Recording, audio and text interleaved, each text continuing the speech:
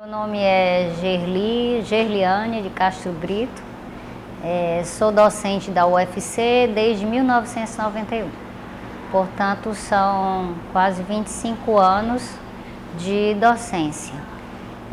Nesse período eu venho trabalhando com muito empenho e com muito gosto como professora, pesquisadora e orientadora. Aliás, esse aspecto de orientação tem sido de grande relevância para o meu crescimento, porque enquanto você orienta, você conhece muitos jovens que lhe estimulam muito a aprender e a continuar fazendo um bom trabalho, né? Eles não lhe deixam parar. E isso aí eu acho que é um grande privilégio da carreira docente, especialmente na universidade. Então, como professora, eu acho que eu me realizo plenamente, é uma coisa que eu gosto. Eu sou médica, tenho a formação aqui pela UFC, fiz residência médica e quando terminei, ainda trabalhei como médica em posto de saúde e deixei quando passei no concurso da UFC e nunca, por nenhum momento, eu me arrependi dessa decisão. Acho que por ser filha de professora e tinha na minha índole esse prazer de transmitir conhecimento. E agora, mais recentemente, a gente vê que existe uma mudança no papel do professor, né? Que deixa de ser aquele que transmite conhecimento para ser um facilitador da aquisição de conhecimento. E isso já vinha acontecendo com a gente há bastante tempo, porque quem trabalha com pesquisa, ele já sabe de antemão o que é ser um facilitador e não somente um transmissor do conhecimento. Já que a ciência, ela caminha muito rápido, então é impossível você simplesmente conhecer e transmitir. Você tem que estar estimulando o aluno a buscar esse conhecimento que vai surgindo novo a cada dia.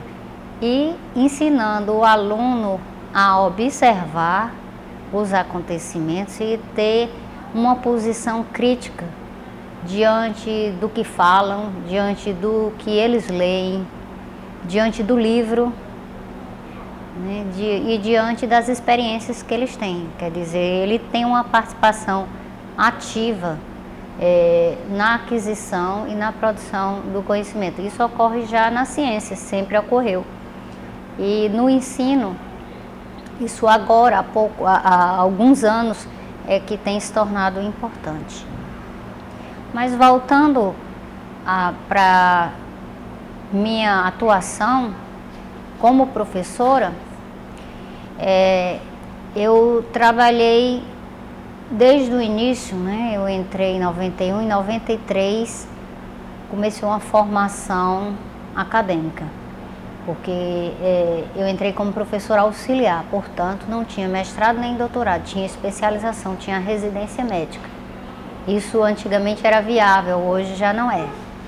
Mas assim que eu acabei meu estágio probatório, iniciei o mestrado, era dedicação exclusiva, fui dedicação exclusiva desde que entrei na universidade e tinha que crescer dentro da ciência. Era realmente a minha intenção.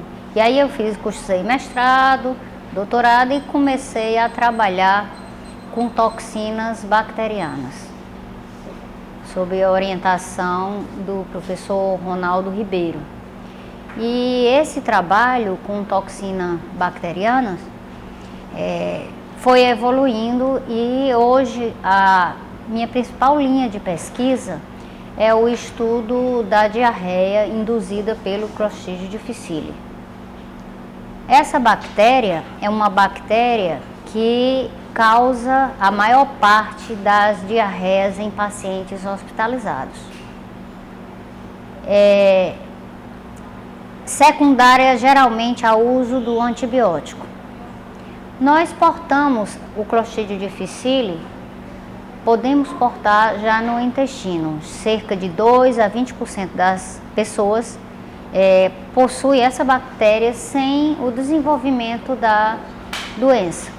Porém, quando se usa o antibiótico, a bactéria prolifera em virtude da morte, da falta de competição das outras bactérias que são mortas pelo antibiótico. E assim, essa bactéria causa diarreia. Como o cultivo de anaeróbio é difícil, essa bactéria, essa diarreia é pouco diagnosticado no nosso meio, em virtude da pobreza, da falta de laboratórios que trabalhem com anaeróbios, e assim o diagnóstico é empírico. Quando uma pessoa está hospitalizada e usa antibiótico e desenvolve diarreia, suspeita-se de Clostridium difficile. E aí se trata com metronidazol. Isso é feito nos hospitais brasileiros. Porém, o diagnóstico preciso não é feito na maioria dos estados brasileiros. Poucas pesquisas são feitas no Brasil nessa área. Temos algumas pesquisas no Rio de Janeiro, em São Paulo, em Porto Alegre, mas no Nordeste do Brasil eu desconheço a avaliação e o diagnóstico preciso da diarreia induzida pelo Clostridium difficile. Daí nós resolvemos investigar a incidência dessa patologia aqui no nosso estado. E fomos verificar no Hospital Haroldo Joaçaba, do Instituto do Câncer. E surpreendentemente, nós verificamos uma incidência elevada, em torno de 47% dos pacientes com diarreia tinham essa diarreia em virtude do Clostridium difficile, do desenvolvimento da infecção pelo Clostridium difficile. Bom, isso é um ponto importante desse hospital. É importante chamar a atenção o cuidado que esse hospital tem em controle de infecção hospitalar, promovendo pesquisas desse gênero para que os pacientes já tratados atualmente, corretamente com metronidazol, sejam diagnosticados precocemente e que a prevenção seja feita. E a prevenção, ela é simples. É importante a lavagem das mãos dos pacientes ou das pessoas que trabalham no hospital, do pessoal de saúde, e a limpeza com hipoclorito de todo o material hospitalar, né? Os equipamentos, o piso, a beira do leito. Uma coisa muito simples que pode ser feito para evitar que os pacientes já debilitados pelo câncer em uso de quimioterapia desenvolvam essa doença e que venham a óbito, porque a doença pode ser grave, especialmente em pacientes imunossuprimidos, como é o caso dos pacientes com câncer em uso de agentes quimioterápicos. Esse trabalho foi financiado por um programa chamado Pesquisa para o SUS, PPSUS, e encontra-se em fase de finalização. E embora a gente pretenda continuar essa investigação em vários outros aspectos, vendo a contaminação hospitalar, dando orientação ao pessoal de saúde, dando orientação ao pessoal de limpeza. Dessa forma, nós desenvolvemos essa cartilha que fala para o leigo as medidas importantes para a prevenção da doença induzida pelo Clostridium difficile. E aqui no final também a gente fala um pouco do diagnóstico e do tratamento. Essa cartilha, ela poderá servir tanto para os visitantes do hospital, para os pacientes, para o pessoal de saúde, para o pessoal de limpeza do hospital. E, associado com a professora Renata Leitão, nós pretendemos dar curso para o pessoal de enfermagem e o pessoal de limpeza dos hospitais, no sentido de prevenir a doença induzida pelo Clostridium difficile. Sendo assim, a gente quer dar um retorno para a sociedade das pesquisas. E essa pesquisa, ela realmente foi da bancada do laboratório, onde a gente vem estudando há alguns anos a patogênese, como a doença ocorre, vem estudando modos de controlar a doença, passa da bancada para o hospital, para o paciente e para a prevenção. E é isso que se deseja da pesquisa, que vá do experimental para o paciente, para o serviço público.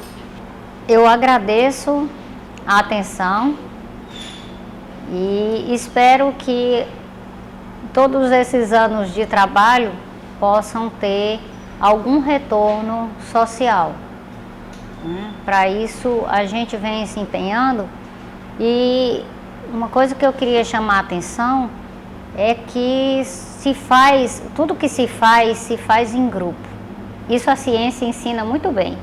Se a gente não colaborar, a gente não vai para frente.